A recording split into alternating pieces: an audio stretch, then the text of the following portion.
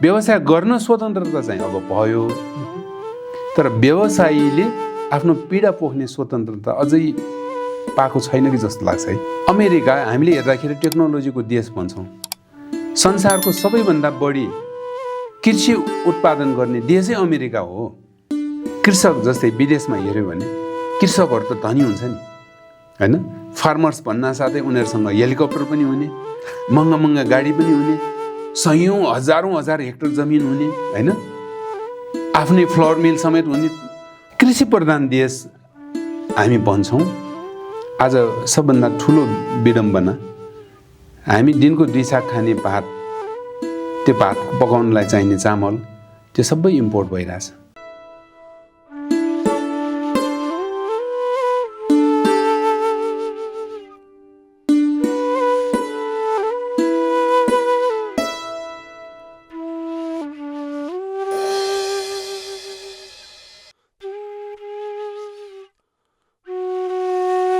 दर्शकवृन्द नमस्कार, म बिएम आचार्य। भवतु सर्वमङ्गलममा यहाँहरूलाई स्वागत छ। आज हामी भवतु सर्वमङ्गलममा आर्थिक विषयका कुराकानी गर्नेछौँ, विशेष गरी उद्योग वाणिज्य तथा अहिलेको व्यावसायिक वातावरणका विषयमा कुराकानी गर्नेछौँ, जसका लागि न्युज टेलिभिजनको स्टुडियोमा आज आउनुभएको छ खजुरीको नेपालका डिरेक्टर जगन्नाथ महर्जन। आउनुहोस्, उहाँलाई स्वागत गरौँ। नमस्ते। आराम हुन्छ दाइ? ठिक छ। दाइलाई सुरुवातमा एउटा रमाइलो कुरो सोध्न मन लाग्यो स्टार्टिङमै। आजकल अलिकति जगन्नाथ महर्जन भन्ने त्यो ब्रान्ड, उद्योगको ब्रान्ड थोरै रियालिटी सोमा पनि देखिन थाल्नु भएको छ होइन? अलिकति थोरै त्यो चार्मिङ बढ्दै गइरहेछ। यसलाई अलिकति लिङ्केज गरिदिनु न सुरुवातमै। त्यस्तो हो र? त्यस्तै लाग्छ होइन? किनभने अहिले पछिल्लो समयमा त्यो देखिरहेको छ, रियालिटी सोमा पनि जाने होइन, अनि त्यहाँ कुराहरू प्रस्तुत गर्ने, नयाँ स्टार्टअप बिजनेसहरूलाई पनि त्यो विषयमा हेर्ने, मूल्याङ्कन गर्ने, त्यो कुरा देखिरहेको छ। अलिकति त्यसको बताउन। हामी चाहिँ जानु हुँदैन त्योभन्दा पनि यसको विषयमा अलिकति जाने बताइदिनु न। होइन, यो अब एकजना उद्यमी व्यवसायी र एकजनाले गरेको व्यवसाय, त्यसपछिको नयाँ जेनेरेसन उत्पादन गर्ने या नयाँ जेनेरेसनलाई प्रमोट गर्ने या नयाँ जेनेरेसनलाई इन्करेज गर्ने या नयाँ जेनेरेसनलाई केही कुरा आफ्नो अनुभव सेयर गर्ने या सिकाउने, यी सबै कुरा कसैले कसैले गर्नै पर्छ। र हामीले पनि कतैबाट सिकेर नै यहाँ आइपुगेका हौँ नि। त्यसैले हामीले पनि आफूले गरेको अनुभव त्यसलाई सेयर गरिदियो भने नयाँ जेनेरेसनले या कोही नयाँ इन्कमरले त्यो कुराहरू जान्ने, सिक्ने अनुभव जुन सुन्ने अवसर पाइन्छ। जस्तै अहिले यही टेलिभिजन च्यानलबाट म केही कुरा भन्छु भने कसैले थुप्रैले हेरिराख्नु भएको हुन्छ, भोलि त्यो कुरा सिक्ने अवसर पाउँछ नि त। त्यही भएर अब कति ठाउँमा उहाँहरूले बोलाउनुहुन्छ होइन, जज्दै जानु भइरहेको छ होइन। स्टार्टअपमा अब आइडिया स्टुडियोको त्यो प्रोग्राममा त्यहाँ गएर नयाँ स्टार्टअपहरूले नयाँ जुन आइडियाहरू त्यहाँ पिचिङ गर्नुहुन्छ, त्यो आइडिया कस्तो छ, त्यो आइडियामा अरू केही करेक्सन छ कि, अझै उहाँहरूलाई केही सुझाव छ कि दिँदाखेरि आफूलाई पनि फेरि के अरे रिफ्रेस भएको। त्यो आइडिया हेरेर आइसक्दाखेरि आफू पनि अलिकति आफ्नो आइडिया फेरि चाहिँ त्यो रिनोभेट गर्नुपर्ने भइसकेको हो कि भन्ने खालको जुन ऊर्जा प्राप्त हुन्छ नि, त्यति नै हो होइन। जस्ट मैले के जोड्न खोजेको भने अलिकति सेलिब्रेटी फिलिङ आउँछ कि भनेर हो। यताको व्यवसायको सेलिब्रेटी होइन, व्यवसाय आफै सेलिब्रेटी हुन सक्यो भने त होइन र? अरू विज्ञापनलाई अरू मान्छे पनि चाहिएर बाबा रामदेवले आफै सेलिब्रेटी भएर कति हजार करोडको बिजनेस बनाइसक्नु भएको छ। तपाईँको व्यावसायिक जीवनका विषयमा एकछिनपछि प्रवेश गर्छौँ हामी। अहिले तपाईँ स्टार्टअपसँग जो नयाँ आउँदै हुनुहुन्छ, उहाँको कन्सेप्ट पनि सुनिरहनु भएको छ। नेपालमा नयाँ व्यावसायिक सोच बोकेर आउनेहरू कतिको छन्, कतिको यसको उर्वर भूमिको रूपमा नेपाल भइरहेको छ, के देख्नु भएको छ? नेपाल हामी त पौराणिक कालदेखि यहाँ यो चाहिँ केही कुराको अन्वेषण गर्ने यो भूमि नै हो। हामीले हाम्रो शास्त्र हेऱ्यौँ भने हाम्रो पूर्वजहरू ऋषि महर्षि होइन, यो त उर्वर भूमि नै हो। र हाम्रो पूर्वजहरूलाई हेऱ्यौँ भने अरू धेरै पर जानै पर्दैन। लिस्बी काल र मल्लकाललाई मात्र अध्ययन गरे पुग्छ। लिस्बी काल र मल्लकाल भनेको हाम्रो स्वर्णिम युग, मल्लकालमा बनेको र मल्लकालमा विकास भएको त्यो टेक्नोलोजीलाई पनि हामीले अँगाल्न सकेको छैन।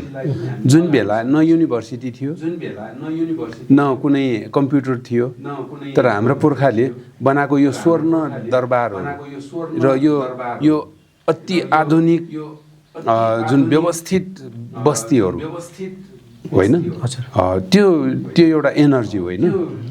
त्यसै पनि हाम्रो देश त एकदम एनर्जेटिक देश हो नि त। त्यस पछाडिको अझै जेनेरेसनमा गयो भने गोर्खा जुन ब्रान्ड छ त्यो एनर्जी त संसारमा होइन एउटा एनर्जेटिक त्यो जो आर्म फोर्सको रूपमा त स्ट्याब्लिस छ नि, ब्रान्डेड छ नि। त्यही भएर यहाँ धेरै छ, नेपाली युवाहरूमा धेरै आइडिया छ। हामीसँग यो के अरे तपाईँको आइटीमा नहोला होइन, या अरू थुप्रै जुन युरोपले अमेरिकाले डेभलप गरेका कुराहरूमा नहोला, तर हाम्रो आफ्नै मौलिकता छ नि। हामीसँग भएको त्यो क्राफ्टम्यानसिप हाम्रो आफ्नै मौलिक छ नि होइन। हामीसँग भएको त्यो शेर्पाले हिमाल चढ्ने त्यो जुन साहस या त्यो जुन तरिका, त्यसलाई हामीले मार्केटिङ गर्न नजानेको होइन, बुक्समा लेखेर युनिभर्सिटीको करिकुलम बनाउन नजानेको जस्तो लाग्छ कि मलाई।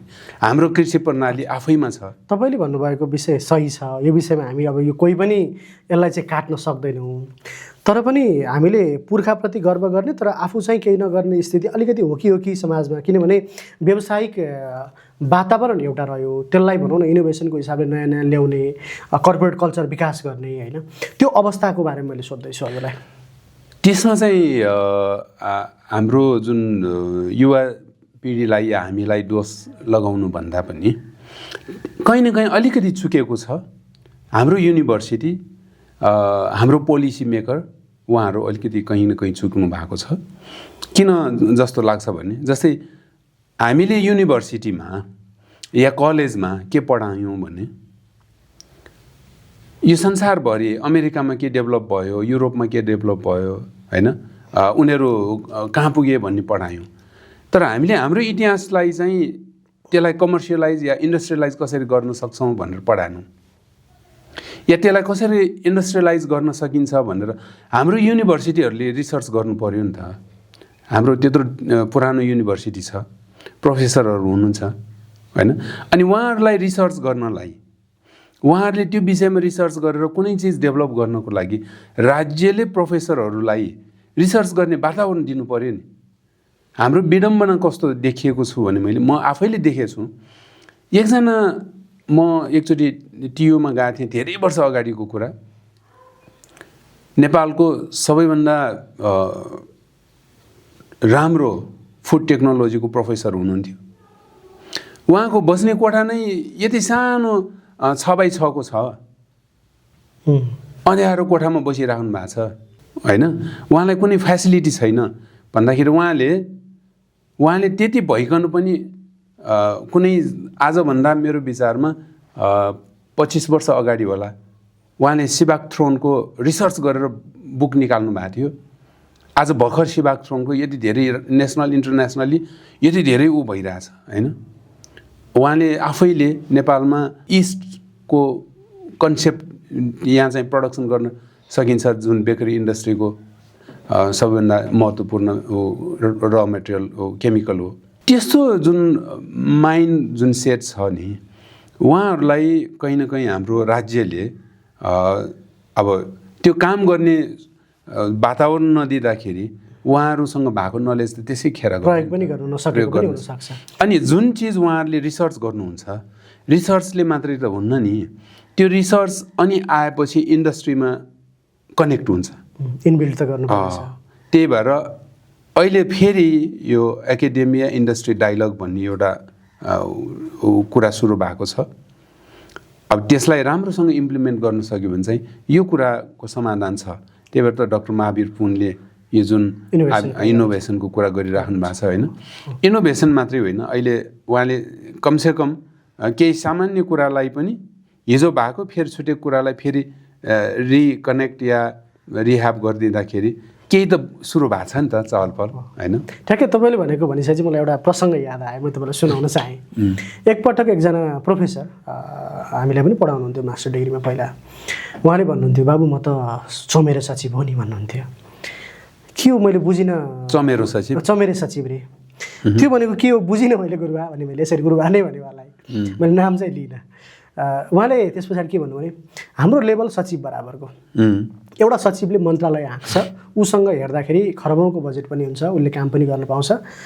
अब इज्जत पुरै भनौँ न हायरार्की त्यो बराबर हो, तर हाम्रो इज्जत के भन्दा बसमा चमेरे जस्तो झुन्डेर हिँड्नुपर्छ, त्यही भएर हामी चमेरे सचिव भन्नुहुन्थ्यो होइन। तपाईँले भन्ने बित्तिकै मलाई एउटा के कुरा याद आयो भने हामीसँग भएका इन्टेलेक्चुअल पर्सनालिटीहरूको प्रयोग चाहिँ गर्न सकिएन। त्यो विषय चाहिँ एकदम तपाईँले भन्नुभएको विषय मलाई त्यो रिपोर्ट गर्न। त्यो मात्रै होइन, प्रोफेसर भनेको सामान्य कुरा हो। प्रोफेसर भनेको त नलेज हो, नलेजको खानी हो नि, रिसर्चको खानी हो नि त। उहाँहरू सचिवभन्दा तल हुन्छ, गुरु हो। गुरु भनेको त हाम्रो आमा बुवाहरू जुन लेभलमा हुनुहुन्छ उहाँको लेभल पनि त्यही हो। सचिव भनेको एउटा कर्मचारी, देशको मन्त्रालय हाँक्ने मुख्य कर्मचारी हुनुहुन्छ, उहाँहरूले पनि पढे लेखे हुनुहुन्छ। तर प्रोफेसर भनेको उहाँभन्दा माथि हुनुपर्छ, तब मात्रै यहाँ ज्ञानको विकास हुन्छ। उहाँले भन्नुभएको विषय नै यही हो। अब मेरो लेभल चाहिँ माथि छ, तर मेरो काम चाहिँ उही छ, मेरो जसरी बसमा झुन्डे नै। मलाई यही कुरामा धेरै वर्ष अगाडि पहिलोपटक, सायद पहिलोपटक या दोस्रो पटक म ब्याङ्ककमा ट्रान्जिट फ्लाइटमा थिएँ कि, अनि मेरो 5-6 घन्टाको ट्रान्जिट थियो, सायद म कहीँ मैले बिर्सेँ ठ्याक्कै कहाँ जाँदा। अनि म यसरी एयरपोर्टमा बसिरहेको थिएँ होइन, राति थियो। अनि एकजना बौद्ध भिक्षु आउनुभयो, उहाँसँगै 10-15 जना अरू पनि उहाँको अब को अनुयायीहरू उहाँ चाहिँ भिक्षु ड्रेसमा थियो, अरू चाहिँ हामी जस्तै नर्मल ड्रेसमा। अनि उहाँ आएर ठक्क सोफामा बस्नुभयो, म बसेको नजिकै बस्नुभयो कि अलिकति उता। अनि अरूले त अब चरण दर्शन गर्ने त्यो त हामीलाई पनि थाहा छ, सबै कुरा ठिक छ होइन, हामीले देखिरहेको कुरा हो। मैले पहिलोपटक एयरपोर्टको जुन सेक्युरिटीमा भएको कर्मचारीहरू, सेक्युरिटी पुलिसहरू ठक्क आउनासाथ त्यो उहाँ बसिराख्नु भएको थियो भिक्षु देख्नासाथ पुलिसको ड्रेसमा उहाँहरूलाई साष्टाङ्ग दण्डवत गर्नुभयो कि, साष्टाङ्ग दण्डवत गर्नुभयो। जुन कुरा जस्तै हाम्रो नेपालमा पनि पुलिसले नमस्ते गर्नु होला या सल्युट गर्नु होला, तर साष्टाङ्ग दण्डवत गर्दैनन्। भनेको एकजना भिक्षु होइन, बौद्ध भिक्षुको कत्रो ठुलो मान इज्जत रहेछ होइन। उहाँले मात्रै होइन, अरू आएकोले पनि गर्यो कि। मैले त उहाँलाई कमसेकम 2 घन्टाभन्दा बढी प्रत्यक्षसँगै बसेर के एक्टिभिटिज भइरहेछ सबै हेरिरहेको थिएँ होइन। बौद्ध भिक्षुलाई कति धेरै सम्मान रहेछ भनेको उहाँ व्यक्तिलाई या लुगालाई गरेको सम्मान होइन नि त नि, उहाँको ज्ञान होइन, उहाँको भित्रको जुन त्यो क्षमता, शक्ति या के भन्ने अब त्यसलाई होइन, त्यो कुरालाई गरेको हो नि त त्यो इज्जत।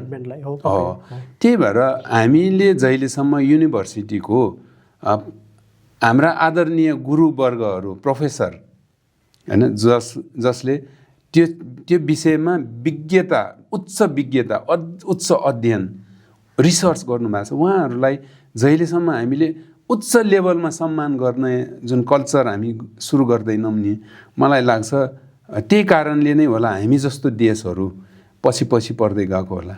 त्यही चिज युरोप जुन विकसित देशहरूमा त धेरै छ नि। हामी सुन्छौँ प्रोफेसरहरूलाई कति फेसिलिटी छ अरे, प्रोफेसरहरूको कस्तो इज्जत हुन्छ अरे। अब हाम्रो त यहाँ आज त नभनौँ, केही वर्ष अगाडि प्रोफेसरले प्रोफेसरको रूपमा हिँड्न पनि लाज हुने अवस्था बनायो होइन। प्रोफेसरहरूलाई हातपातै गर्ने, कोठामा थुनिदिने होइन। त्यस्तो संस्कार हाम्रो पुर्खाले हामीलाई सिकाएको त होइन। हाम्रो संस्कार त हामीले त हाम्रो पुर्खा के अरे, हाम्रो वाल्मिकी ऋषि होइन, अब गुरु वशिष्ठ होइन, हाम्रा अरू थुप्रै ऋषिमुनिहरू हुनुहुन्छ। हामी त त्यहाँ ती ऋषि महर्षिको पुर्खा हौँ नि भन्दाखेरि हामीले त्यो कुरा बिर्स्यौँ। अब हामी खजुरीकोतिर लाग्यौँ किनभने तपाईँको सङ्घर्ष त्यहाँ छ, तपाईँको बुवादेखिको परिवार सबैको सङ्घर्ष त्यहाँ छ। आज खजुरीको यहाँसम्म आइपुग्दा अलि लामो समय त नल्याउँ यो विषयमा, किनभने यो विषयमा धेरै तपाईँले बोलिसक्नु भएको छ धेरै ठाउँमा होइन। छोटकरीमा यहाँसम्म आइपुग्नुको अलिकति थोरै छोटो मिठो कथा भनिदिनुहोस् न। हामी यहाँसम्म आइपुग्नुको छोटो मिठो कथा भन्दाखेरि कसरी आइपुग्यौँ भन्ने कुरा होला होइन। दुई तिनवटा कुरा छ। अब त्यो थ्योरिटिकल्ली भन्दा नि त्यही हो, प्र्याक्टिकल्ली भन्दा नि त्यही हो। सबभन्दा ठुलो कुरा पेसेन्स हो। हामीले 40 वर्षको पेसेन्स राखिसक्यौँ। दोस्रो कुरा मेहनत, अनवरत मेहनत होइन। हामी 2041 सालमा यो बिजनेसमा इन्टर गर्दा र आज 2083 सालमा त्यही मेहनत गर्दैछौँ होइन। अब निरन्तर प्रयास हामी गर्दैछौँ। अझै प्रयास मतलब अझै राम्रो कसरी बनाउने, अझै अगाडि कसरी बढ्न सकिन्छ, गन्तव्य अझै अगाडि छ होइन। हाम्रो एउटा भिजन छ, मिसन छ। त्यो भिजन र मिसन एचिभमेन्टको लागि हामी निरन्तर प्रयासरत छौँ, पेसेन्स राखेका छौँ होइन। अझै पेसेन्स छ र कन्ज्युमरहरू, आम पब्लिकको, आम उपभोक्ताको विश्वास जित्न सफल भएका छौँ। आम उपभोक्ताको हामीप्रति जुन विश्वास देखियो त्यो विश्वासले अझै हामीलाई हौसला दियो।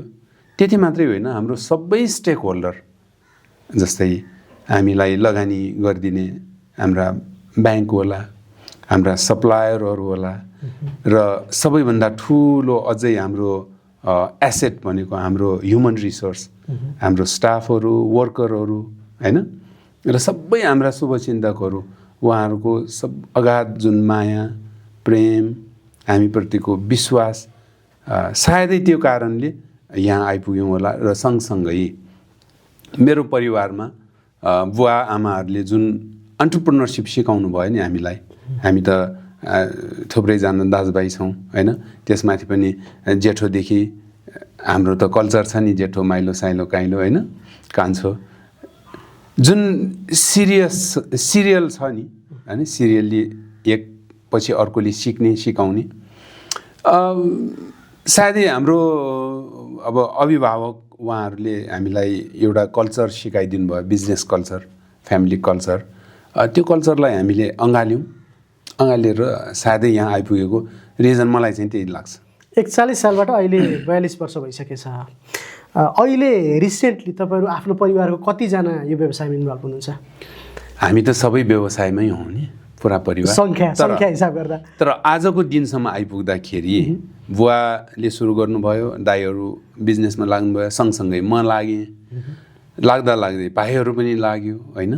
र आजको दिनमा हामी 3 जेनेरेसन, बुवा, हामी र हाम्रो भतिजाहरू, इभन मेरो कतिजना हुनुहुन्छ दाजुभाइ? हामी 5 दाजुभाइ। अनि टोटल तपाईँको सबैजनाको अब अहिलेको आजको दिनसम्ममा हामीसँग 3rd जेनेरेसन जसले बिजनेस पढेर, म्यानेजमेन्ट पढेर MBA गरिसकेका छन्, उनीहरू पनि 4 जनाको इन्भल्भमेन्ट बिजनेसमा आइसकेको छ। भनेको बुवा आमाको भयो, तपाईँहरू आफ्नो परिवार 2nd जेनेरेसन, 5 दुना 10 जना त्यही नै भइहाल्यो होइन परिवारसहित। त्यस पछाडि आउँदाखेरि त व्यावसायिक रूपमा अलिकति हुन त यो प्रश्न मैले सोध्न मिल्थ्यो मिल्दैन थियो मलाई थाहा छैन। मैले रिसेन्टली किन नमिल्नु तैपनि मैले सोध्दैछु।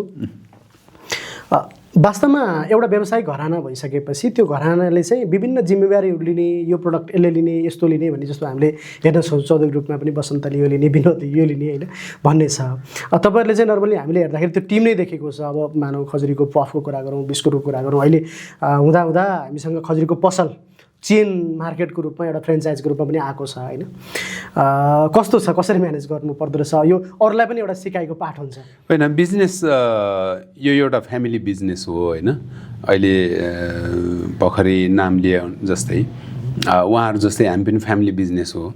हाम्रो यो फ्यामिली रन बिजनेस भनौँ होइन। अब त्यसमा बिजनेसको साइज ठुलो हुँदै गएपछि या बिजनेसको अरू बिजनेस पनि एड अन भएर गएपछि कसले के सम्हाल्ने कसले के सम्हाल्ने त्यो त अभियसली सबैले एउटा जिम्मेवारीमा आउने स्वाभाविकै भइहाल्यो र गर्न नि पर्छ।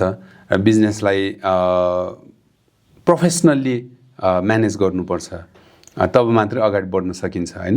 हामी प्रोफेसनल्ली बिजनेसलाई म्यानेज गर्ने प्रोसेसमा छौँ जस्तो लाग्छ हैन। हामी एज ए होल फ्यामिली भएर त्यही एउटा बिजनेसमा पहिला हामी हुन्छ नि पुरानो पसलमा छोराछोरी बाबुआमा सबै त्यही पसलमा कोचाको त्यो चाहिँ होइन है। एउटा डिपार्टमेन्ट छ, साइज पनि ठुलो भइसकेको छ हैन, धेरै अब ठुलो भइसकेको कारणले अनि अरू पनि बिजनेस छ।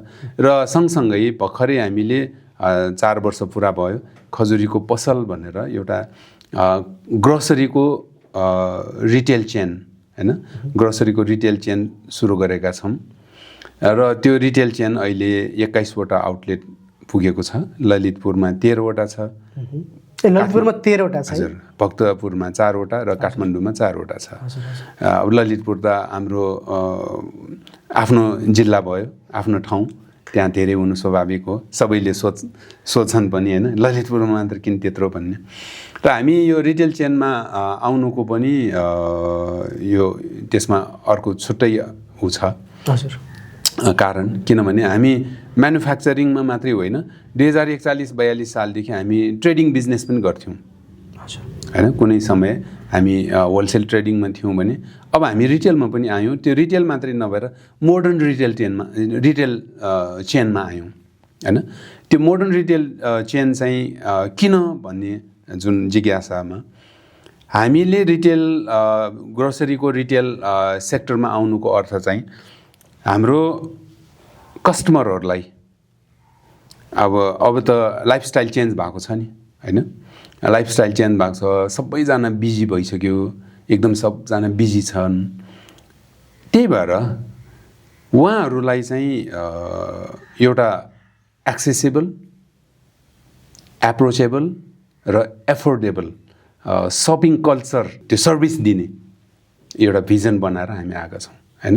हाम्रो भिजन नै त्यही छ। कतिवटासम्म यसरी यो चेन बनाउने अथवा फ्रेन्चाइज यो त निरन्तर प्रयास हो। भनेको कतिसम्म तपाईँको एउटा प्लान छ? होइन, रिटेल चेन र फ्रेन्चाइज फरक छ, बुझेँ हैन। त्यही फ्रेन्चाइज भनेको चाहिँ हामीले गरेको बिजनेसलाई अर्कोले फ्रेन्चाइजी लिने भयो, हाम्रो लाइसेन्स प्राप्त गर्ने या हाम्रो सर्भिस प्राप्त गर्ने या वो एज ए एउटा इन्भेस्टमेन्ट पार्टनरको रूपमा आउने भयो।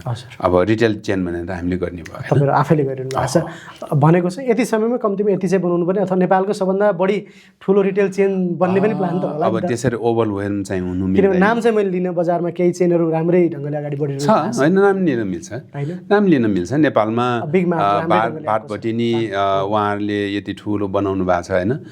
नेपालीलाई यो एउटा सुपर मार्केटमा या सुपर स्टोरमा किनमेल गर्ने कल्चर उहाँले सिकाउनु भएको छ। त्यसलाई हामीले लाज नमानिकन नहिचकिचाइकन बोल्न सक्नुपर्छ, एक्सेप्ट गर्नुपर्छ। त्यसपछि सेल्सबेरीले एउटा राम्रो कल्चर या राम्रो बिजनेस ग्रोथ गरेको छ, उहाँले पनि राम्रो गरेको छ हैन। त्यसपछि अब यो रिटेल चेन जुन कन्भिनियन्स स्टोर चेनमा बिग मार्टले लिड गरिराखेको छ, त्यसलाई हामीले नहिचकिचाइकन बोल्न सक्नुपर्छ। र उहाँलाई अप्ठ्यारो लाग्छ कि भनेर मैले नबोले, अरू त केही पनि लाग्दैन। We have to learn from them हैन। त्यो लाग्नै हुँदैन, त्यो लाग्नै हुँदैन। भोलि मैले गरेको बिजनेस पछाडि कोही आउँछ भने मेरो बारेमा बोल्न या कुरा गर्नु उहाँहरूले लजाउनु हुँदैन या हिचकिचाउनु हुँदैन। केही सिक्नुपर्ने हुन्छ, सिकिरहनु। एउटा टार्गेट राख्नु भएको छ यति वर्षमा यतिवटा चाहिँ कम्तीमा चेन बनाउने भनेर? हामी निरन्तर प्रयासमा छौँ हैन। शब्द बोल्नु भएन तपाईँले हैन। मलाई चाहिँ त्यो यतिसम्म चाहिँ अब हामी खजुरीको सम्भवतः हामी नेक्स्ट इयर सम्म 40 पुग्छौँ होला। ए हजुर, उपत्यका बाहिर पनि जाँदैछ? अहिले तत्कालै छैन हजुर, तर जान्छौँ, जाँदै हुनुहुन्छ। अहिले टोटलमा खजुरीसँग कतिजना चाहिँ आफ्नो कर्मचारी रहेछ त? गर्नुभएको छ कहिले गर्नुभएको छ कि छैन? त्यो त सबै डाटामै हुन्छ नि। तर पनि हामीसँग यति छ, हामीसँग त्यस्तै 1500 जति डाइरेक्ट इन्भल्भमेन्ट हैन। इन्डाइरेक्ट त हजारौँ छ। त्यो विषय त फरक विषय। इन्डाइरेक्ट हजारौँ छ। भनेको 1500 जना चाहिँ रोजगारी प्राप्त गरिरहेका छन्। यो ठुलो डाइरेक्ट इन्भेस्टमेन्ट ठुलो सङ्ख्या हो। प्रोडक्ट हाम्रो के छ? अब उत्पादनको कुरामा त हामीसँग अब सबैले सबभन्दा पहिला कुरा गर्ने पफ भइहाल्यो सेगमेन्ट होइन, कुकिज भयो होइन, बिस्किट भयो, भिटा मिल्क भन्ने, भिटा मिल्क, चोको ग्लुकोज, डाइजेस्टिभ छ अहिले होइन, अरू थरी धेरै थरी त छैन होइन। त्यसपछि हामीसँग स्टिक नुडल छ, हामीसँग खजुरीको स्टिक नुडल भनेर यहाँले खान्छु हो। अनि टी एन्ड कफी व्हाइटनर छ होइन, अहिले हामी ब्ल्याक कफी खाइरहेछौँ, टी एन्ड कफी व्हाइटनर सट्ट पाउडर राख्यो खोलेपछि भइहाल्यो।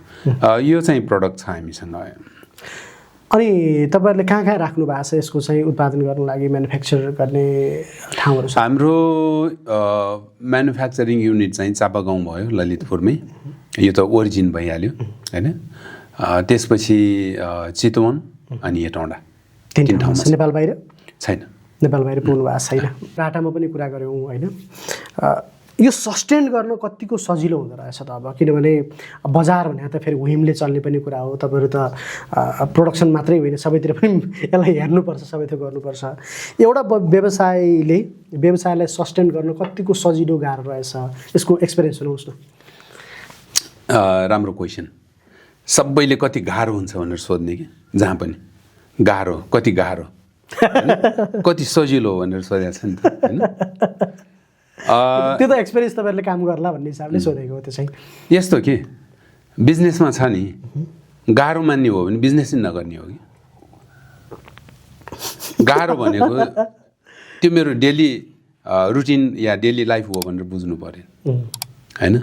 गाह्रो, रिस्क होइन भन्ने कुरा गऱ्यो भने त बिजनेसै गर्नु भएन। अब सजिलै हो कि, म इन्टरभ्यूमा भन्थेँ, म स्कुल पढ्थेँ, भर्खर स्कुलमा 8 कक्षा पढ्दै थिएँ होइन। अब 8 कक्षा पढ्दाखेरि मेरो उमेर कति होला, बिहान 4:30 बजे सेल्समा म निस्किन्थेँ।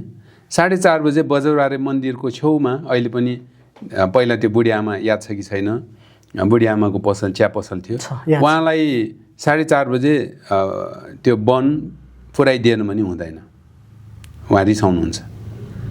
सिधा म पहिला उहाँ कहाँ पुग्थेँ। केमा जानुहुन्थ्यो? साइकलमा। कहिले हिँडेर हजुर होइन।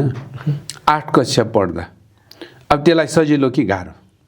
गाह्रो भनेको भएको भए 8 कक्षा पढ्ने बच्चा बिहान 4:30 बजे त्यहाँ पुगिसक्यो हुने, 4 बजे उठ्नु पऱ्यो नि होइन। अब त्यसलाई गाह्रो भनेको भए चाहिँ त्यो काम गरिँदैन थियो होला। अब सजिलो भनेकोले गरेर त्यति मात्रै होइन नि, त्यसपछि पनि म बिहानको 2 घन्टा पुरा चापागाउँ बजारमा सेल्स गरेर अनि घरमा आएर खाना खाएर ड्रेस लाएर अनि स्कुल निस्किन्थेँ भनेको। अब त्यसलाई सजिलो मानेको भएर अगाडि बढेको होला होइन। अनि त्यो मात्रै होइन नि, हामी त पुरा दिनको कति घन्टा थाहै हुँदैन थियो होइन। प्रोडक्सनमा होला, सेल्समा होला, सबै ठाउँमा खटिने हो नि त। त्यसलाई अब गाह्रो भन्यो भने त, गाह्रो भएपछि त मान्छे थाक्छ होइन, अगाडि बढाउनै सक्दैन नि त। त्यो गाह्रो भनेर बिजनेस गर्ने होइन कि, यसलाई म सजिलो बनाउँछु भनेर गर्ने हो नि, सजिलो बनाउँछु। त्यही भएर हामीले अहिले जुन यो रिटेल चेनको भिजन 3A भिजन ल्याएको हौँ कि, एप्रोचेबल, एक्सेसेबल, एफोर्डेबल। कति मजाको एन्सर आयो। यो एन्सर सायद दर्शकलाई चित्त बिजनेसमा सबै बिजनेसमा हामीले त्यो बनाउन सक्नुपर्छ होइन। तब मात्रै त्यो बिजनेस सस्टेन भएर अगाडि बढ्छ होला। तपाईँले आफूले काम गर्दै जाँदा जस्तो राज्यसभा पनि बनाइलाउनु पर्यो भना होइन, कुनै कतिपय बेला पक्कै छ, किनभने राज्यसभामै काम गर्नुपर्छ, विषयमा स्वीकृति लिनुपर्छ, काम गर्छ, नबिगोले गर्नुपर्छ। राज्यसँग तपाईँ कतिको सजिलोसँग बोल्न सक्नुहुन्छ? राज्य भनेको त्यहाँ विभिन्न प्रकारका राज्य होला, यो प्रश्न यस्तो छ हाम्रो देशमा हामी बोल्न सक्छौँ पनि बोल्न सक्दैनौँ विशेष त बिजनेस कम्युनिटी जुन छ नि अब हुन त यहाँ एफएनसिसिआई छ लोकल चेम्बर अफ कमर्सहरू छ होइन सबै छ व्यवसायको हकको लागि स्टार्ट यो व्यवसायको सङ्गठन हो 2046 सालपछि नेपालमा प्रजातन्त्र आएको छ प्रजातन्त्र अगाडि नेपालमा बोल्ने स्वतन्त्रता थिएन पञ्चायतका होइन विशेष त राजनीतिक कुरा गर्ने स्वतन्त्रता थिएन त्यसपछि स्वतन्त्रता सबै जनताले पायो आफ्नो मनमा लागेको कुरा खुल्ला रूपमा बोल्न पाउने भयो एउटा विडम्बना या अलिकति खस्केको कुरा मलाई के लाग्छ भने नि हामी व्यवसायीहरूले हरेक कुरामा आफूलाई परेको पीडामा अझै पनि खुलेर बोल्ने कल्चर आइ नसकेको या हामीलाई अलिकति त्यो स्वतन्त्रता नभएको हो कि जस्तो लाग्छ मलाई कसरी भने तपाईँले ल एउटा व्यवसायीलाई के समस्या पर्यो जस्तै राज्यबाट ल के अप्ठ्यारो पर्यो या अरू कसैबाट के अप्ठ्यारो पर्यो होइन व्यवसायीले खुलेर बोल्नै सक्दैन किन भन्दाखेरि बोल्यो भने कहीँ न कहीँबाट ऊ फेरि अझ प्रताडित हुनुपर्ने अवस्था आउँछ भनौँ माओवादी द्वन्द्वकालमा कोही व्यवसायीले चन्दा आतङ्कको बारेमा खुलेर बोल्न सकेन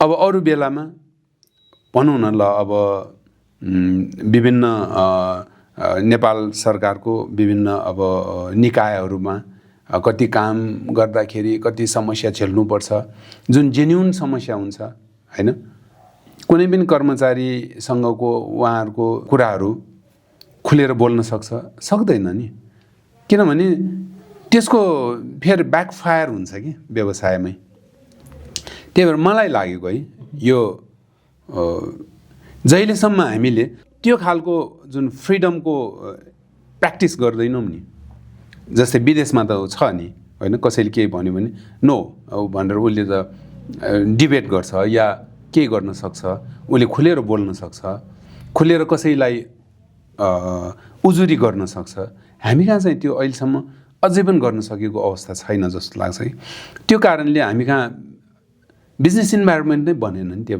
नभएपछि होइन 46 सालपछि यदि प्रजातन्त्र नआएको भए राजनीतिको विषयमा यस्तो ठुलो बहस देश विकासको विषयमा यस्तो ठुलो बहस यी सबै कुरा जनतादेखि लिएर नेतासम्म सबैसँग सबैले त्यो चिज पाउँथ्यो र पाउँदैन थियो नि थिएन नि पहिला यहाँ यो कोनामा यो अहिले स्टुडियोमा बसेर हामी यहाँनिर यदि पञ्चायत कालमा यहाँ राजनीति गफ गरेर बसेको भए अहिले पुलिस आएर समातेर लगिसक्थ्यो नि त थिएन नि त स्वतन्त्रता व्यावसायिक स्वतन्त्रता पनि थिएन त्यतिखेर त व्यवसाय गर्न पनि कति बन्देज व्यवसाय गर्न स्वतन्त्रता चाहिँ अब भयो तर व्यवसायीले आफ्नो पीडा पोख्ने स्वतन्त्रता अझै पाएको छैन कि जस्तो लाग्छ है हामीसँग जे जति व्यवसायहरू छन् तपाईँले देख्नु भएको यो 40-42 वर्षको जुन अनुभव तपाईँले आफूसँग छ त्योभन्दा अगाडि पनि तपाईँको पुस्तैनी व्यवसाय छ त्यो पनि त आज कुरा गरेका छैनौँ हामीले किनभने हजुरबादेखिको त्यो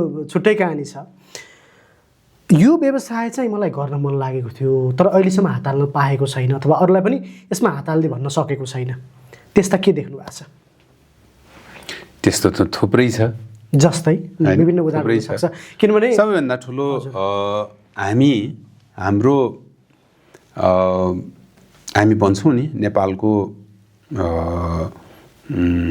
मेरुदण्ड पर्यटन भन्छौँ होइन हाम्रो आर्थिक विकासको मेरुदण्ड पर्यटन व्यवसाय भन्छौँ मलाई चाहिँ के लाग्छ भने पर्यटन त हो नै तर हामीले बच्चादेखि स्कुलमा पढेको के हो कृषि प्रधान देश हो नि होइन कृषि प्रधान देश हामी भन्छौँ आज सबभन्दा ठुलो विडम्बना हामी दिनको 2 छाक खाने भात त्यो भात पकाउनलाई चाहिने चामल त्यो सबै इम्पोर्ट भइरहेछ हामी सानोमा चामल एक्सपोर्ट हुन्थ्यो हामी सानोमा दाल एक्सपोर्ट हुन्थ्यो, कृषि उपजहरू एक्सपोर्ट हुन्थ्यो। आज छैन, किन भन्दाखेरि खेती नै गरेन। र कृषिमा पहिला कृषिमा कलेजहरू छ हैन, कृषिको अब त्यो कलेजहरूले कृषिमा कति काम गर्थ्यो।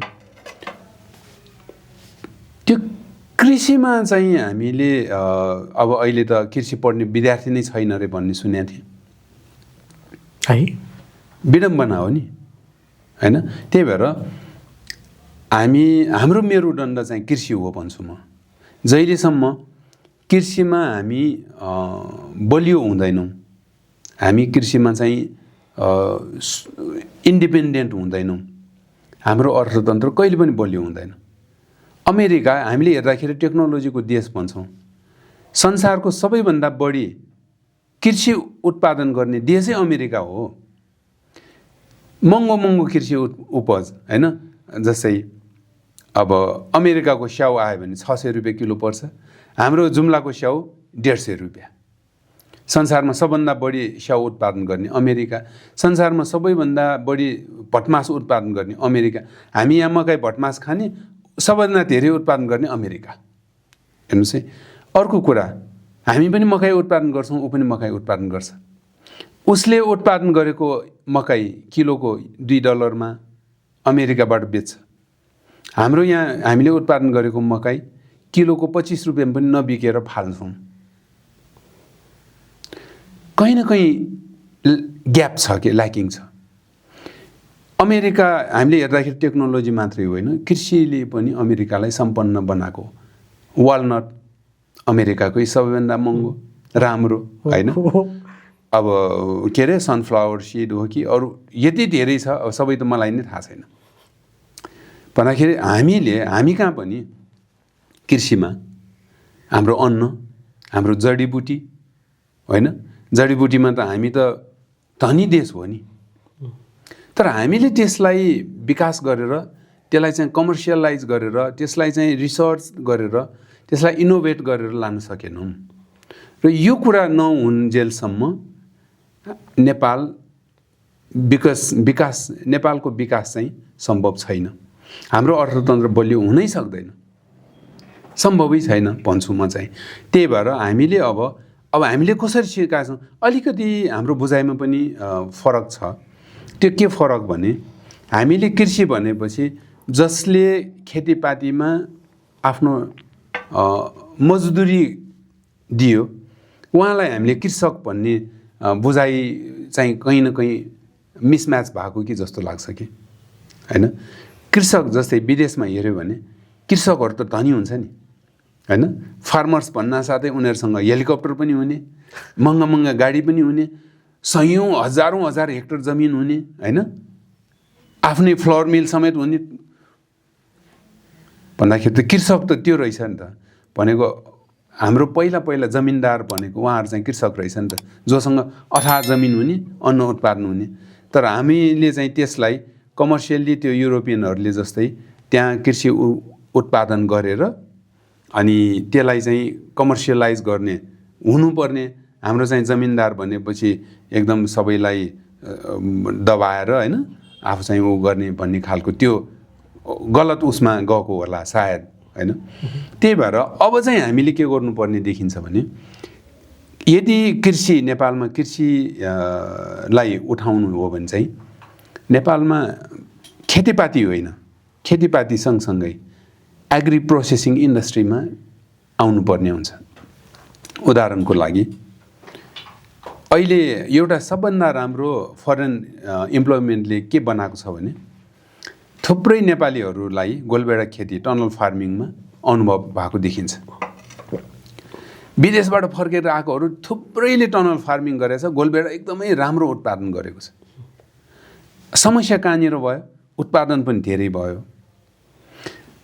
उसले उत्पादन धेरै गर्यो, उत्पादनको भोल्युम बढ्यो, बढ्न साथै मार्केट प्राइस खस्क्यो, सट्टै तल खस्क्यो। ऊ बिचरा उसले उत्पादन त गर्यो, उसको उत्पादन लागत 25 रुपियाँ परेछ, बजारमा गोलभेडा किलोको 5 रुपियाँ पनि बिक्दैन। अनि हाइवेमा गोलभेडा फालेर विरोध गर्न। अब पशुपालनमा दुध उत्पादन धेरै भयो, यता डेयरी इन्डस्ट्रीले दुध खपत गर्न सक्दैन, बाटोमा दुध फालेर विरोध गर्नु पर्यो हैन। अनि फेरि कुनै कारणवश क्लाइमेटले साथ दिएन, मौसमले साथ दिएन, उसको उत्पादन घट्यो, बजारमा सप्लाई कम हुन्छ अनि डिमान्ड हाई हुन्छ, रेट बढ्यो, ऊ बिचरा फेरि हेरै भयो। त्यही भएर यो दुवैलाई म्याच गर्नलाई नेपालमा जस्तै अहिले पशुपालन, कृषिसँगै पशुपालन पनि हो है नेपालको स्ट्रेन्थ चाहिँ, किन त्यो इन्टिग्रेटेड फार्मिङ हो नि त, बिजनेस हो नि, जोडिन्छ। अनि यो दुईटालाई मिलाउनलाई जस्तै अहिले डेरीमा पहिला हामी सानोमा बच्चा हुँदाखेरि डेरी इन्डस्ट्री खास थिएन, डिडिसी मात्रै थियो, हाम्रो गाउँको दुध बिक्दैन थियो। हाम्रो दक्षिण ललितपुरमा थुप्रै दुध पहिले पनि उत्पादन हुन्थ्यो, तर त्यो दुध चाहिँ हाम्रो दक्षिण ललितपुरवासीले कि त घिउ बनाउनु पर्थ्यो कि खुवा, त्यसको पनि लाइफ धेरै हुँदैन, घिउको मात्रै अलि धेरै लाइफ हुने हो, खासै मार्केट पाउँदैन थियो, सस्तोमा बेच्न बाध्य हुन्थ्यो। अहिले दुध नै बेच्न पाउँदाखेरि डेरीले घर घरमा दुध कलेक्सन गरिदिँदाखेरि त्यो पशुपालन व्यवसाय कति गुणा बढ्या छ नि त। हाम्रो ललितपुर दुधको उत्पादनमा त ललितपुर पनि ठुलो हिस्सा छ, दक्षिण ललितपुर राम्रो छ हैन। त्यो कारणले अब कृषिमा पनि एग्री प्रोसेसिङ इन्डस्ट्री चाहिँ जरुरी छ। जबसम्म यता फार्मिङ, एग्री प्रोसेसिङ अनि मार्केटिङ, यो तीनटा इन्टिग्रेटेड जुन चेन छ त्यसलाई इस्टाब्लिस नगरेसम्म नेपालमा कृषि हुँदैन। आउने दिनमा गर्न मन लाग्यो भन्ने कुरा चाहिँ एग्री प्रोसेसिङ इन्डस्ट्री थ्रु यो हाम्रो कृषकहरूको उत्पादनलाई भ्यालु एडिसन गराउने र त्यो बिजनेसलाई या त्यो हाम्रो आफ्नै प्रोडक्सनले, हाम्रो एग्री प्रोडक्सनले चाहिँ हामी सस्टेनेबल हुने काममा चाहिँ हामी यो प्रयास गर्दैछौँ। कुनै दिन हामी आउँछौँ पनि हैन। अन्तिममा, आजको बसाइको अन्तिममा कुरा धेरै लामो, धेरै गर्नुपर्ने छ। यहाँ त हामी करिब 10 एपिसोड गर्दा नि नपुग्ला जस्तो स्थिति छ, गरौँ होइन। अहिलेको गफको हिसाबले, कुराकानीको हिसाबले यति धेरै मसिना कुराहरू छन् जसले नेपालको समृद्धिलाई जोड्छ। तपाईँले भन्नुभयो जस्तै नेपालको समृद्धि एग्रो प्रोडक्टमा, लाइफ स्टकमा अलि बढी छ भन्ने कुरा भयो, पशुपालनसँग, मत्स्यपालनसँग, मेजर त्यही भयो। अब राज्यले के गरिदियो भने चाहिँ अन्तिममा हजुरले भन्नुपर्ने, यसलाई कन्क्लुड गरेर पनि राज्यले के गरिदियो भने अब यो वास्तविक व्यवसाय बन्न सक्छ त, वास्तविक उद्योग यो बन्न सक्छ? धेरै गर्नु पर्दैन, राज्यले व्यवसाय आफैले गर्छ। केही कुराहरू राज्यले नगरी हुँदैन हैन। जस्तै एउटा व्यवसाय गर्नलाई अहिले सबैभन्दा ठुलो समस्या भनेको दर्ता प्रक्रिया नै छ कि। एउटा व्यवसाय गर्न तपाईँले 10 ठाउँमा दर्ता गर्नुपर्छ। 10 ठाउँमा दर्ता गर्नलाई त्यो झन्झट झमेला, त्यो पुरानो शैली त्यो झेल्नुपर्छ। व्यवसाय नै गर्नु छ उसलाई सिधै प्यान नम्बर दिएर उसको व्यवसाय सम्पूर्ण दर्ता प्रक्रिया एकै ठाउँबाट कम्प्लिट गरिदियो, के फरक पर्यो? डकुमेन्टेसन पठाइदियो सबैतिर हैन। अहिले यस्तो आइटीको जमाना, तर गभर्नमेन्टले हालसालै एउटा सहजीकरण गरेको भन्ने मैले न्युजमा सुनेको थिएँ। अब व्यवसाय दर्ता एक ठाउँमा गरिसकेपछि त्यहीँबाट प्यान पनि दर्ता हुने भन्ने कुरा आछ। त्यो खुसीको कुरा छ। नगरपालिका त्यतिले मात्र पुग्दैन हैन। एकजना स्वदेशी नेपाली नागरिकले त्यो दर्ता नगरपालिकामै गरे भइहाल्यो नि त। नगरपालिकाबाटै सबै कम्प्लिट गरिदिएर जुन विभागमा जानुपर्ने त्यहीँबाट सर्कुलर पठाइदिए भइहाल्यो नि। किन फेरि कहीँ घरेलुमा रे कहिले कहाँ किन गरिरहनु पर्यो? स्थानीय सरकारले, हामीले गणतन्त्र ल्याएको गणतान्त्रिक संविधानले नेपाली नागरिकलाई सिंहदरबारको अधिकार सबै गाउँमा पुर्याउने भनेर जुन हाम्रो पोलिटिकल लिडरले पहिला आह्वान गरेको थियो होइन, खोइ त। अनि व्यवसाय दर्ता नगरपालिकामा गर्नु हुँदैन र?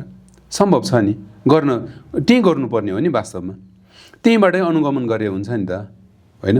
सेन्ट्रलले भनेर त सेन्ट्रलले पोलिसी मेकरको रूपमा काम गरे हुन्छ नि, एउटा कुरा त्यो। अर्को कुरा, एकजना व्यवसायीले, युवाले व्यवसाय गर्नलाई सबभन्दा ठुलो कुरा भनेको फन्ड चाहियो, लगानी त चाहियो नि। अब नेपालमा लगानी अहिले पनि जुट्ने र लगानी पाउने वातावरण बनाएको छैन कि। लगानी कसले दिने? ब्याङ्कले, होइन? अब ब्याङ्कसँग हामी कसैले पनि लगानीको लागि ऋणको लागि गयौँ भने ब्याङ्क नेपालको मोनिटरी पोलिसीले के भन्छ? बिना धितो ऋण दिन पाउँदैन, अनिवार्य कोल्याट्रल, होइन? धितो चाहियो।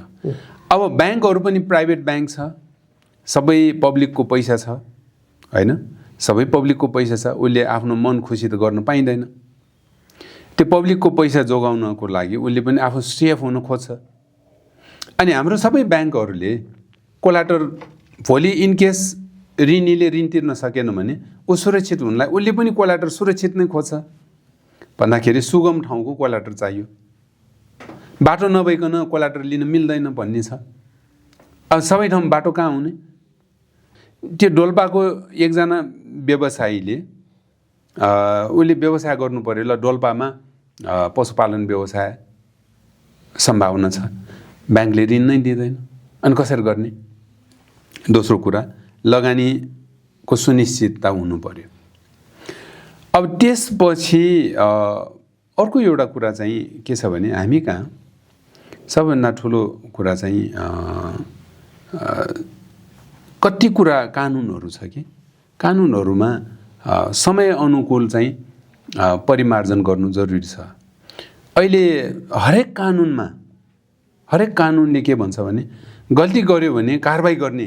त्यही चिज हामीले कति विदेशमा हेऱ्यो भने उनीहरूको चाहिँ कारबाही होइन, गल्ती भयो भने त्यसलाई सुधार्न लगाउने राज्यको निकायले त्यो चाहिँ सुधार्नलाई उसलाई सिकाएर हुन्छ कि होइन, उसलाई सल्लाह सुझाव दिएर हुन्छ कि। तर हामी कहाँ त्यो होइन क्या। अब अहिले पछिल्लो समय त झनै कडा कानुन बनाउने भन्दै सिधै कारबाहीमा मुद्दा हाल्ने, यस्तो कानुनहरू निर्माण गर्दै गर्दा अब हाम्रो उखान नै छ नि, घोडा चढ्ने मान्छे लड्छ भन्ने। कामै नगरिकन त गल्ती हुँदैन नि, होइन? हामी जब एक्जाम दिन्छौँ, एक्जाममा पार्टिसिपेट गरेपछि न कि फेल हुन्छ कि पास हुन्छ, कि बोर्ड फर्स्ट आउँछ कि फर्स्ट डिभिजन आउँछ कि थर्ड डिभिजन आउँछ नि। मैले यही कुरामा मैले एकचोटि सरकारी विभागसँग पनि यही कुरामा गरेको थिएँ कि हामीले कलेजमा स्कुलमा पढ्दाखेरि हाम्रो जम्मा 100 नम्बरको एउटा सब्जेक्टको एक्जाम हुन्छ। 100मा हाम्रो स्कुलमा त हामी पढ्दा चाहिँ 32 नम्बर आयो भने पास हुन्थ्यो, अहिले 40 छ भन्छ, होइन? त्यसपछि 50 नम्बर आयो भने सेकेन्ड डिभिजन भयो, होइन? 45% आयो भने, 60% आयो भने फर्स्ट डिभिजन भयो, 75% आयो भने डिस्टिङसन भयो, होइन? अब टपरले 95 ल्याउला, 98 ल्याउला, 100 त ल्याउँदैन नि, एकजनाले ल्याउँछ नि त। आम अरू सबैजना त पास हुने भनेको 40% भएपछि, होइन? एउटा इभ्यालुएसन बिजनेसमा इभ्यालुएसन गर्दाखेरि 40% आयो कि 50% आयो कि त्यो आधारमा एउटा इभ्यालुएसन गर्ने सिस्टम बनाइदियो भने त अब यहाँ त कस्तो भने अनुगमन भनेपछि अनुगमन सिधै कारबाहीमा जान्छ कि भनेको उसले गरेको ठिक छ, उसले एकदमै नराम्रो काम गरेको रहेछ, नमिल्ने काम गरेको रहेछ भने त कारबाही गर्नु पनि पर्छ। तर कारबाही नै सबै सोलुसन हो त, होइन? नेग्लेक्ट गरेको छ भने या एकदमै गैर जिम्मेवार भएर काम गरेको छ भने त ठिक छ, अनि त्यो पनि इन्टेन्सनली गरेको कि अननोनली गरेको भन्ने कुरा छुटाउनु पर्यो नि त। यसरी यो केही कुरामा सुधार गरिदियो भने बाँकी कुरा व्यवसाय आफैले गर्छ, उद्यमीहरू आफैले गर्न सक्छ र उनीहरूलाई एउटा इन्करेजिङ इन्भाइरोमेन्ट मात्र चाहिएको हो कि सबै कुरा राज्यले अनुदान दियोस्, राज्यले नै सबै कुरा गरिदियोस्, नो, कसैले पनि चाहिएको छैन। जसले अनुदान दिएपछि मात्रै व्यवसाय गर्छु हुन्छ भन्यो भने ऊ व्यवसाय नै होइन भन्दा सायदै गलत नहोला जस्तो लाग्छ मलाई। एकजना जेन्युन इन्डिजिनियस जुन एन्टरप्रेन्योर छ या व्यवसायी छ, उसले त्यो अनुदान उसले त्यो हेर्ने नै होइन कि उसले आफूलाई अनुकूल वातावरण हेर्ने हो र अपर्च्युनिटी हेर्ने हो। उसले अपर्च्युनिटी देख्छ त्यो काम गर्नलाई, इन्भाइरोमेन्ट छ कि छैन। त्यो इन्भाइरोमेन्ट राज्यले, हाम्रो स्थानीय सरकार होला या प्रदेश सरकार होला या केन्द्र सरकारले एउटा पोलिसी बनाएर हैन क्रिएट गरिदिएको परमा त्यो कुरा हुन्छ र त्यसले ठुलो एउटा रिभोल्युसन ल्याउन सक्छ। अनि रिभोल्युसन ल्याउनलाई ठुला इन्डस्ट्रीले ल्याउने होइन कि सानो इन्डस्ट्रीले रिभोल्युसन ल्याउँछ। उदाहरणको लागि मलाई ठ्याक्कै माइन्डमा एकदम क्लिक गरिरहेको कुरा, अहिले नेपालीहरू संसारभरि सबै देशमा छन् हैन फरेन इम्प्लोइमेन्टको कारणले। अहिले अलिकति इन्भाइरोमेन्ट थोरै मात्रै अब यो आइटीले गरेर इन्भाइरोमेन्ट क्रिएट भयो नि त, सोसियल मिडियाले हैन। घरेलु उद्योगहरू कति थुप्रै उद्योग उत्पादनहरू विदेशमा एक्सपोर्ट भइरहेछ हेर्नु त। घरमा आफैले खानालाई बनाउने अचार अहिले यति धेरै एक्सपोर्ट भइरहेछ, गुन्द्रुक एक्सपोर्ट भइरहेछ, त्यो हाम्रो पौराणिक शैलीमा बनेको मस्यौरा एक्सपोर्ट भइरहेछ, मासको हाम्रो कर्कलोको हैन। मतलब जे जति आफूले बनाउन जानेको कुराहरू छ घरेलु प्रडक्टहरू सबै अहिले डोमेस्टिक मार्केटभन्दा एक्सपोर्ट मार्केट ठुलो भएको छ। त्यो एउटा सोसियल मिडियाले आइटीले क्रिएट गरिदिएको प्लेटफर्मले होइन त्यो अवसर हो नि। हेर्नुहोस् अचारहरू कति ब्रान्डेड भएको छ भन्दाखेरि यी कुराहरू चाहिँ अहिले हाम्रो नेपाली परम्परागत ड्रेसहरू हैन, हाम्रो कल्चरल ड्रेसहरू कस्तो त्यसको सेल्स बढाएको छ। अहिले एउटा प्लेटफर्म क्रिएट गरेर गभर्मेन्टले अनुदान दिएर हो त होइन नि, सोसियल मिडियाले एउटा प्लेटफर्म बनाइदियो। त्यो प्लेटफर्म सबैले त्यो प्लेटफर्मलाई चाहिँ युज गर्न जान्यो, त्यसले एउटा मार्केटमा अवसर होइन सबै कुरा उपलब्ध गरायो नि, आफैले क्रिएट गर्यो नि। त्यही भएर राज्यले यो 2-3टा कुरा गर्दै पुग्छ। त्योभन्दा ठुलो अझै इनोभेसनको कुरा हैन, यो स्टार्टअपको कुरा अहिले आइरहेछ हैन। अब यस्तो कुराहरू गरिदियो भने त चाइनाको जस्तै राम्रो भइहाल्छ, सुनमाथि सुगन्ध। त्यति पनि गर्न नसके अहिले त्यति लेभलबाट राज्यले गरिदियो भने सहजै रूपमा लगानी प्राप्त गर्ने व्यवस्था गरिदिने, यो विभिन्न सरकारी झन्झटिलो प्रक्रियाहरूलाई पुरै निराकरण गरिदिने। त्यो त्यति धेरै प्रक्रिया जरुरी नै छैन अहिले हैन।